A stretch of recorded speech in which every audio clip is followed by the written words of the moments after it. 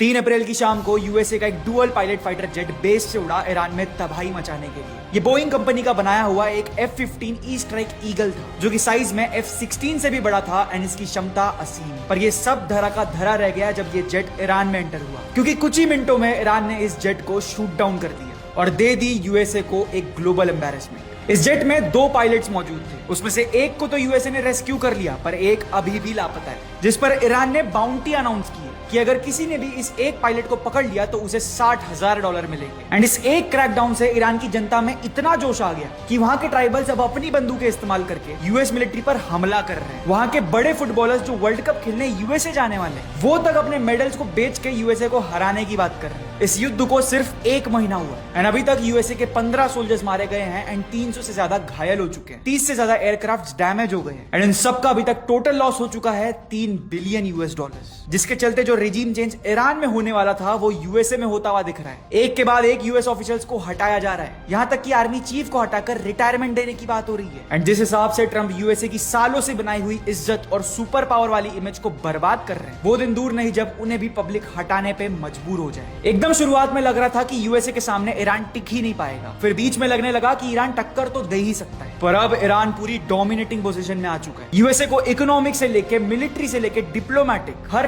तरफ लॉस झेलना पड़ रहा है, जहां फायदा हो रहा है सिर्फ और सिर्फ रशिया एंड चाइना का। एक असासिनेशन से भड़का ये युद्ध अब और बड़ा होने वाला है। ब्रिजेस पर अटैक शुरू हो गए हैं, ऑयल रिफाइनरीज, टेक हब्स, किसी को नहीं छोड़ा जा रहा है। अपने लीडर को खोने के बाद ना ईरान चुप बैठने वाला है, ना यूएसए ईरान के सामने झुकने वाला है, जिसका मतलब साफ है कि आने वाले दिनों में बहुत कुछ बहुत बड़ा होने वाला है। एंड इन सारी घटनाओं की जानकारी इंडिया इन लास्ट 24 आवर्स ही है जो आप तक सबसे पहले लाएगा। सबसे पहले हम ब्रेकिंग न्यूज पोस्ट करेंगे, फिर हर शाम 6 बजे की डिटेल वीडियो आएगी जिसमें लास्ट 24 घंटों की सारी न्यूज कवर हो, एंड हर रात एक ऐसा हाई एफर्ट वीडियो आएगा जिसमें वॉर से रिलेटेड भी सारे अपडेट्स कवर्ड होंगे। तभी तो मैं बार बार कह रहा हूं, ज्यादा सोचो मत, फॉलो कर दो इंडिया इन लास्ट 24 आवर्स को अभी के अभी।